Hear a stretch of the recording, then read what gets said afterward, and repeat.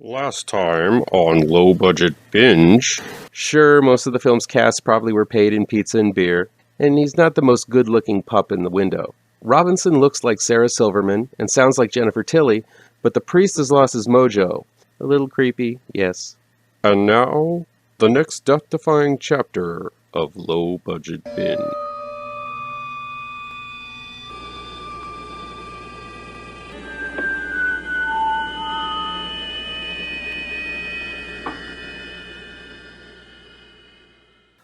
Welcome back to ML Miller Frights, part of the Kings of Horror Network.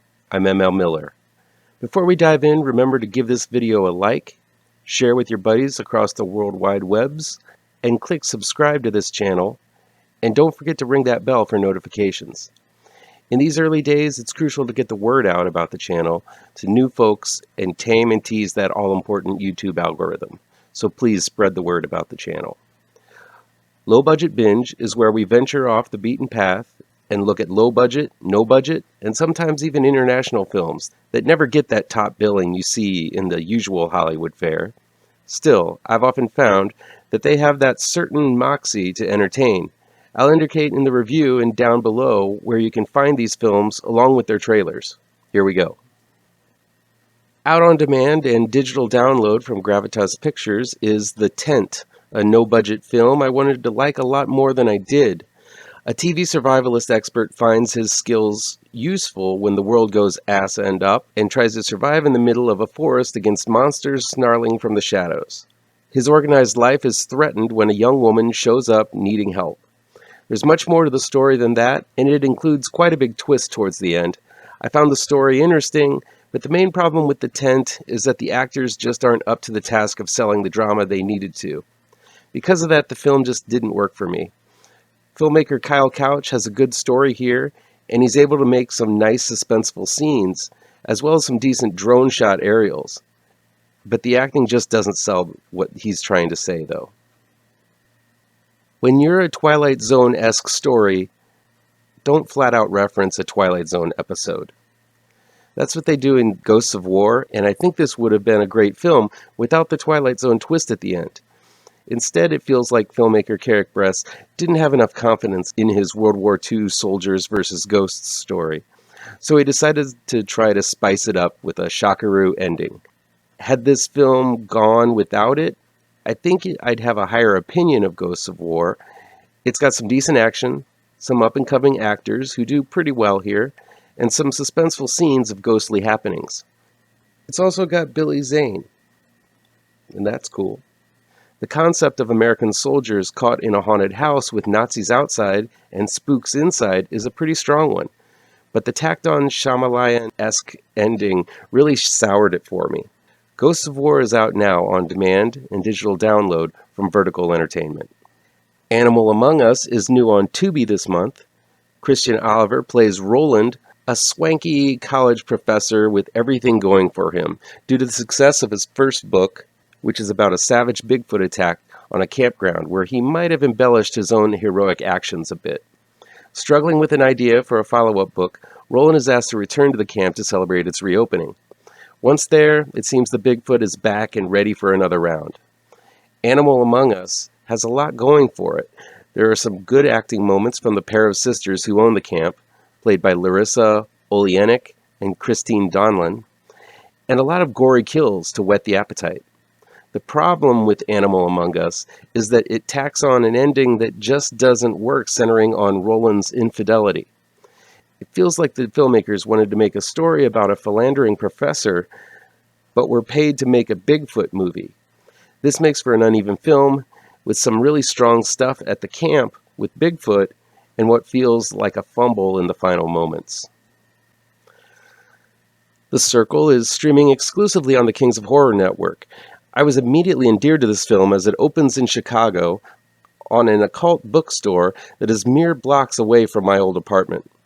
This is a found footager about a woman who wants to surprise her husband on his birthday by doing a seance in their new home, a home that used to belong to his grandfather. Once the seance begins, though, an evil spirit attaches itself to the home and weird things start happening. The film consists of 3 seances, and if you're into the occult, you're bound to find these scenes pretty fascinating. If you're not, I'm pretty sure this might not be the film for you, as there's lots of repetition in the seances and the pace is very slow in parts. The acting is actually pretty good across the board, as everyone seems to be acting like they aren't acting. This is a crucial detail in most found footage films, and one that a lot of them get wrong. Everything feels legit with no musical overlays or weird edits that would make the film feel any less authentic.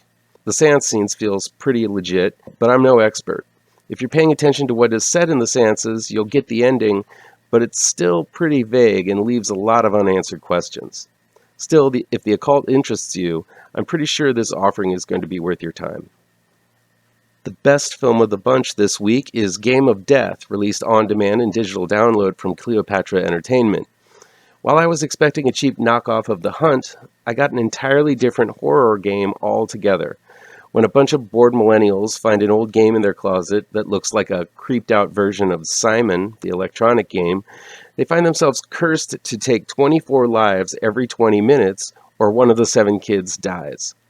They don't take the game seriously until one of their heads explodes all over them, and they go on a rampage to murder as many people as possible before dying themselves. Unfolding at a rapid pace, Game of Death is an addictive film that entertained me from start to finish. There are imaginative animated sequences that look like they were swiped from an old Nintendo game.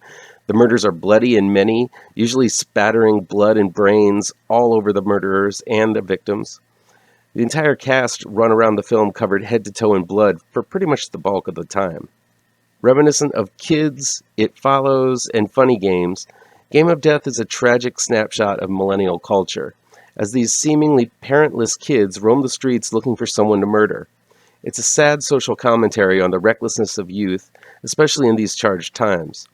Filmmakers Sebastien Landry and Laurence Morais-Lagace maintain a wicked sense of humor and manage to communicate a resonant and horrifying message about the callousness of youth. I highly recommend you seek this gory gem out immediately. That'll be it for today. Before we go, I want to remind folks that I have a graphic novel trade paperback coming out on September 5th called GRAVETRANCERS. It's a horror series from Black Mass Studios and tells a grindhousey tale of a family of ghouls who own a cemetery and make drugs from the corpses they bury there. A pair of kids show up to find the grave of their estranged father, and all hell breaks loose when they uncover the family's scheme. It's action and gore and perversity of the highest order, so please give it a look. The final order cutoff is August 10th, so please let your comic book shop know you want a copy of GRAVETRANCERS. There will be a link below with more information about GRAVETRANCERS. If you like this video, please pound that thumbs up button. Share this video with your social media addicted pals. If you're looking for written reviews, you can find them on mlmillerwrites.com, and be sure to subscribe to this channel and ring the bell for alerts to be the first to see my future videos. Thanks so much for your time, and take care.